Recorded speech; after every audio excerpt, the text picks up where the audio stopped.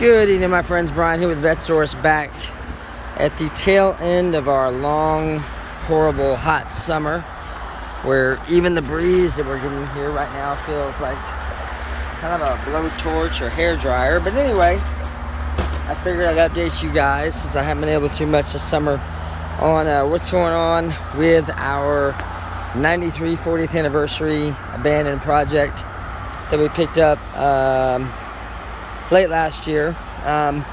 We are actually, it's kind of later tonight just because it's cooler and I've got some time, so we're gonna walk around and see what's next, since we got this car kind of running. It does run. It's still not running to what I like as far as what I'm trying to say is reliability. There's still some issues and they have to be taken care of, obviously, but it did sit for a long time. Now you can see I did kind of do a basic wash on this car. You can see there's actually still some shine here on some areas. There's some areas that the clear coat has been completely damaged or just wiped off from the sun exposure on that top of that leading edge of that bumper top edge. But ordinarily these are things that you would address, but for now, because I stick with more order of operations, which is something we used kind of in the aviation side of the house, especially military aviation, we worked on important items first and moved our way down. So for this car, what we're going to do is we're going to focus on mechanical, obviously, first, and work our way in. Now, the thing about this is it's good for us is we can use this as a teaching tool, since most of the things that are wrong with this car have to deal with or are related to the normal fail items that will go bad on these C4 Corvettes. So to that end, what we're going to do is focus on things that make it more reliable and things we can use for instructional purposes here on the channel. Now, this car, if you've never watched any of my videos before, this car is as bad as it looks. If you look at telltale signs, you can see this is a real 27,000 mile 40th anniversary that was left in probably some of the worst conditions I've seen for a low mileage Corvette. But it's actually still, it's suffered cosmetically on the outside, but the interior looks really good in this car. No wear on the seats, needs a clean up, just dirty for me getting in and out of it as we worked on it. But what we're going to do is continue that work. So front to back, what I'm talking about here, things that we're going to do, and you guys can let me know in the comments what you'd like to see first or last or in the middle. I can upload them at different times. Is obviously we've got to work these headlight motors, even though they work, the gears or the pellets are stripped out or ground down in them. There might be, no, there's none of the material. Usually the material is right here from the pellets. It falls down in here. If you see a white plastic, looks like little particles down there, that means those pellets have evaporated. That's what makes the motor spin after the headlights have turned, but we're finished turning. So we'll focus on that. We've also got to address leaking water pump, obviously, and we're going to go ahead and swap the OptiSpark because it's running good. Now, last video we cleaned out the fuel system, and the video before that we did the fuel injectors. Now these fuel injectors are firing it up and running, but it's still got a dead mist in it that I don't like. So we're going to go ahead and possibly put a new set of fuel injectors on this, because these were fuel injectors just on an old motor I had sitting around, an old LT1. We're going to get that taken care of. OptiSpark, water pump. We're going to come back here. This is going to be one of our bigger jobs here. Is we've got the outer weather strips or window sweeps are damaged. You can see here these are going to have to go because they're cracked and they're showing the metal on them, the metal frame. And then also what we're going to do is we're going to go ahead and replace this weather stripping that got messed up. Amazingly enough, the driver's, the A-pillar is not, well, it's kind of bad around here, but I'll look at it and see what I want to do. Now this leading edge of this got messed up from sun exposure and probably from the whatever car cover they had on it, so I have to work on that, but that's a cosmetic issue. Not gonna mess with that yet, only because amazingly the T-top or the headliner is still in good shape. Really not much in the interior we need to do other than just clean it up, get it real clean. We need to get our correct lug nuts on here for that.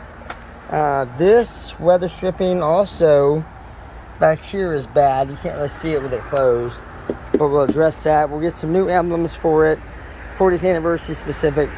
It does have the wrong center caps on it for some odd reason. They must have, I remember there were 2 cars these guys had and they changed them. We've also got door weather stripping that actually still looks pretty good. One little tear there. We might be able to just leave that alone.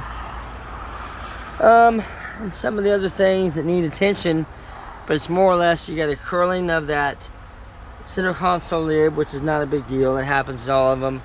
But other than that, there's really not a whole lot there. Mechanical. Oh, the one thing that did come up on this car that was interesting was that this car, when I first got it cranked up, had 0 brake in it. No brakes at all. So we went ahead and we put some fluid in the reservoir. Let's see if the reservoir is still holding. Yep, still holding fluid in there. But I would imagine that what we had was either air in the system from sitting for the 15 years, or we have some wetness in there. So regardless, the brake calipers will come off. We'll take a look at those, see what's going on there. The AC system, amazingly enough, still has Freon in it.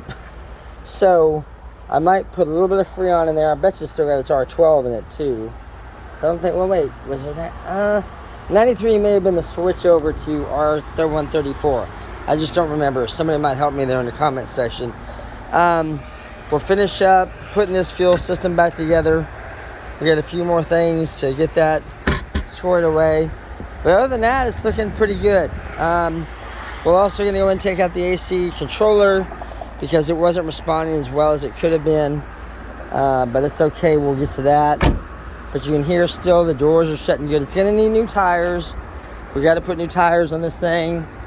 And to be honest with you, what I'll probably do is we'll just drive this, not worry about it, and let's put some miles on it. That's the best thing about these cars, put miles on them. I'm just actually cataloging while I'm going through this video because I don't see a whole lot else that really needs a lot of attention. We'll go through all the lights, and then if we're really feeling lucky, oh look, it's still got one of those plastic headlights in it. We'll go ahead and put some polish. Actually, we'll put polish on it anyway, simply because it'll protect the paint, what's left of it for now. It's kind of like the old weapons we'd get in with coated in cosmoline with the parts the military uses to protect them. So it'll all make it protect it from that sun. We've had quite a bit of sun exposure this summer. In fact, today it was 109 degrees again, which is ridiculous, but that's just the way it is. So looks like everything's going to turn out pretty good on this car. And of course, we'll get back on to the Toro, the black Toro, the Formula 350, and some of the other. And there's our Tornado in the corner there, which I actually have some updates on that one because I've been working on that one kind of in the margins, as you will, simply because out here, the reason I'm out here, part of why I'm out here late is because it's been so hot. Even trying to film during the daytime, the cameras just turn off, it overheats them. So that's why we're out here at 8 o'clock tonight. So we're going to be back on this pretty quick, see how things go with it. Like I said, I'm happy so far with at least running. I've moved it around a few times. And then we'll also, one last thing I forgot to mention is I got to figure out what I want to do with these coilovers. Now this is an FX3 adjustable suspension car. For some reason they put coilovers, and if you look carefully you'll see this actually sits a little bit lower than a normal car does. So I want to see, my sunshade keeps blowing over here. I want to see if I can find a set of FX3 shocks and controllers and get that back into place, just because I prefer them stock more than anything. But yeah, everything's looking good on this. We'll get back into it soon, and we'll go from there. And like I said, tell me what you guys want to see first. If I can, I'll upload them at a certain time, and then if we get it time to do them in a certain order, we'll do it that way. But hope you guys enjoy the rest of the weekend, and we'll talk later. Thanks for watching.